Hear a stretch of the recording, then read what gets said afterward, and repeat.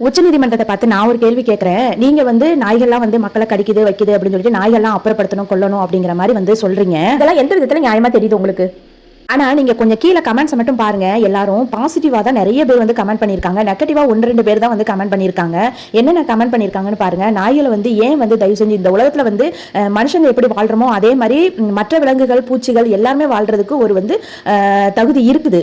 அந்த அதை நம்ம யாரையும் பறிக்க முடியாது, பறிக்கவும் கூடாது.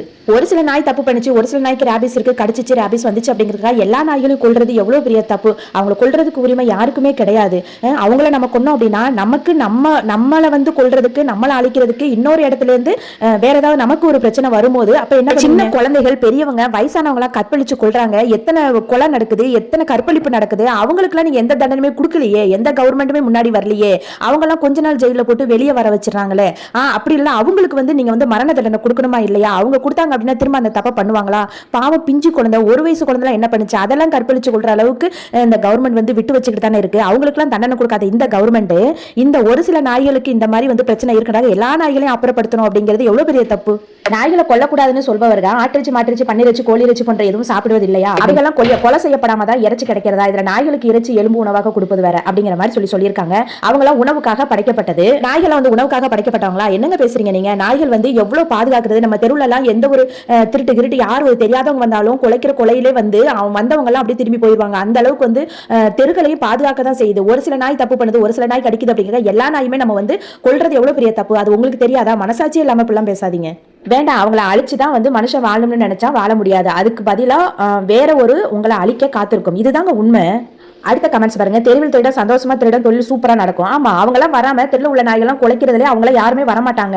சில பேர் திருட வரீங்க விஷத்தை வச்சு நாயை கொண்டுட்டு வராங்க. அந்த மாதிரி இருக்கு நம்ம தெருவையும் நாய்கள் பாதுகாக்க தான் செய்யுது. மனிதர்கள் மட்டுமே வாழ முடியாது, அனைத்து உயிர்களையும் சார்ந்து வாழ்வதுதான் இயற்கை, தர்மம் வெல்லும். அதுதான் உண்மை. நம்ம மனிதர்கள் மட்டும்தான் இந்த உலகத்தை வாழணும் முடிவெடுக்கிறது எவ்வளவு பெரிய தப்பு. இயற்கை எல்லாருக்கும் தான் சொந்தம். இவங்க எவ்வளவு அழகா சொல்லியிருக்காங்க பாருங்க. கருத்தடை பண்ணுங்க, அதை விட்டுட்டு கொல்றது நீங்க ஒன்னும் கடவுள் இல்ல. ஒரு டாக் கடிச்சா எல்லா டாகுக்கும் தண்டனை கொடுக்கறது தப்பு.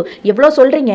ஏன் இந்த மாதிரி சட்டம் போடுறதுக்கு பதிலா எல்லார் வீட்லயும் ஒரு டாக் எடுத்து வளங்க. அப்போ அவங்களும் பசிக்காக அலைய மாட்டாங்க, வெறி பிடிக்காது, 2 பேருமே சேஃபா இருப்பாங்க அப்படிங்கிறாங்க. நாட்டு நாய் எடுத்து வளர்க்க சொல்லுங்க, எல்லார் வீட்லயும் ஒரு நாட்டு நாய் இருக்கிற மாதிரி சொல்லுங்க அப்படிங்கிற மாதிரி சொல்லாங்க. அது ஸ்ட்ரீட் டாக் வளங்க அப்படிங்கிற மாதிரி சொல்றாங்க. எவ்வளவு நல்லா அழகா சொல்லியிருக்காங்க பாருங்க.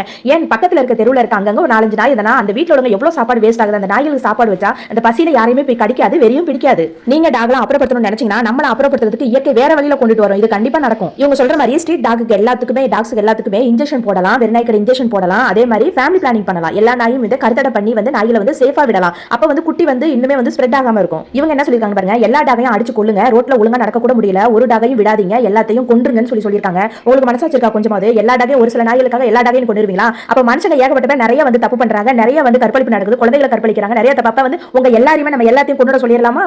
எந்த நியூஸ் சேனல் ஆகட்டும் இந்த நியூஸ் போடும்போது ஒரு சில பேர் தான் நெகட்டிவ் கமெண்ட் போடுறாங்க, மத்த எல்லாருமே பாசிட்டிவ் கமெண்ட் தான் பண்றாங்க. பார்த்து தயவு செஞ்சு கவர்மெண்ட் பார்த்து நடவடிக்கை எடுக்கணும். ஏன்னா நாய்கள் மாதிரி ஒரு நன்றி உள்ள ஜீவனா பார்க்கவே முடியாது. எல்லாருக்குமே ரொம்ப காவல் நாய்கள் தான். ஒரு சில நாய் அப்படி பண்றாங்க அப்படின்னா கவர்மெண்ட் இன்ஜெக்ஷன் போட்டு அவங்களை பாதுகாப்பா கருத்தடை பண்ணி விடணும். அதை விட்டுட்டு அழிக்கணும்னு தயவு செஞ்சு நினைக்காதீங்க. அவங்களை அழிச்சாக்க ஒரு உயிர் கிடையாது, நம்ம நாடு முழுக்க ஏகப்பட்ட உயிர்கள். அந்த உயிரெல்லாம் அழிக்கணும்னு நினைச்சா நம்ம உயிர்களை அழிக்கிறதுக்கு இயற்கை மூலமா பல பிரச்சனை நமக்கு வரும். இதை பத்தின உங்களோட கருத்து என்ன அப்படின்னு சொல்லி கீழே கமெண்ட் பண்ணுங்க. நானும் பார்த்து தெரிஞ்சுக்கிறேன். இந்த பிரச்சனைக்கு ஒரு சில நாய் தப்பு பண்ணது, கடிக்குது மக்கள் அப்படிங்கிறதுக்கா எல்லா நாயும் கொள்றது எவ்வளவு தப்பு, அதை பத்தின உங்க கருத்துக்களை நீங்க கீழே பதிவு பண்ணுங்க. அப்படியே நம்ம சேனலை சப்ஸ்கிரைப் பண்ணிட்டு நம்ம சேனலை ஃபாலோ பண்ணிக்கங்க.